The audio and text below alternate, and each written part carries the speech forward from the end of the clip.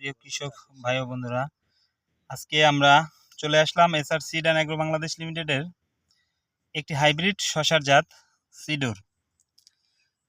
তো আমাদের এই সিডোর যেখানে চাষ হয়েছে আমরা একটু আপনাদের দেখানোর চেষ্টা করব। ইনশাল্লাহ আজকে গাছের বয়স মোটামুটি 34 দিনের মতো। ইনশাল্লাহ এখান থেকে প্রথম একবার হারভেস্ট শেষ, আজকে দ্বিতীয়বার হারভেস্ট করবে। তো হারভেস্টের আগেই আমরা চলে আসলাম, একটু আপনাদের দেখানোর চেষ্টা করব। এবং আমাদের এখানে আমাদের কৃষক ভাইও আছে, আমরা তার সাথে কথা বলবো। তো একটু দেখেন, আমি আগাচ্ছি, তার কাছে যাচ্ছি ইনশাল্লাহ।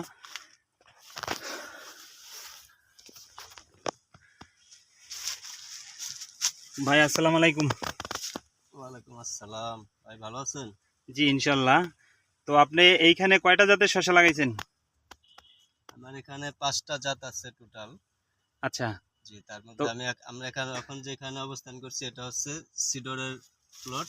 আচ্ছা, এখানে আমি সিডর চাষ করছি।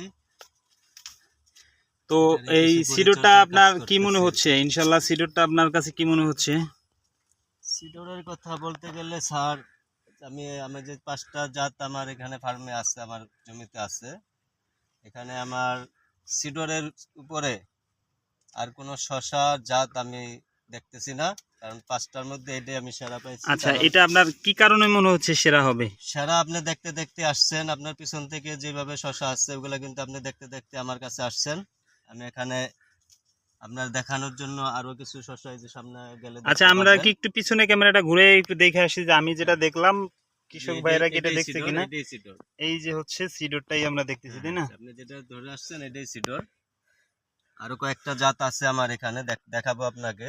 আচ্ছা, যদি আপনি দেখতে চান দেখাতে পারবো। না এখন সিডরটা আপনার কাছে কি মনে হচ্ছে? সিডরটা আমার কাছে খুবই ভালো উন্নত মানের একটা জাত মনে হইতেছে, কারণ এই মৌসুমে অন্যান্য আমার যে আরো শসা আছে এটার মধ্যে যে গাছের গ্রোথ, ফুল ফল সর্বদিক থেকে মানে এর একটা আলাদা একটা বৈশিষ্ট্য আমি আমার জমিতে পাইছি স্যার। কারণ এখন হচ্ছে বর্ষাকাল। হ্যাঁ হ্যাঁ, বর্ষাকালে তো মূলত এখানে অনেক ধরনের সমস্যা আছে, পোকার আক্রমণ আছে, বিভিন্ন প্রকারের সমস্যা আছে, পানির সমস্যা আছে, উচ্চ তাপমাত্রার সমস্যা আছে এখন আপনারা জানেন। তার মধ্যে আমি যে রেজাল্ট অলরেডি আসছে, এটার মাত্র বয়স আজকে মাত্র 34 দিন, এটার ফল মাত্র শুরু হয়েছে, মাত্র আজকে সেকেন্ড হারভেস্ট হবে আমার এখানে, লোকজনেরা করবে। তো এই যে যত ফুল দেখতেছেন এগুলো প্রত্যেকটাই আমার, মানে প্রত্যেকটা ফুলে শসা হবে, এগুলা সবই মেয়ে ফুল। আচ্ছা আচ্ছা, আর অন্যান্য জাত থেকে কি দুই একবার ফল তোলা হয়েছে এখনো? না, ওগুলাতে স্যার এখনই আছে, মানে কিছু কিছু পুরুষ ফুল পড়ছে, অলরেডি শুরু হয়েছে ফুল পড়া, বাট এখনো জালি টালি আসে নাই।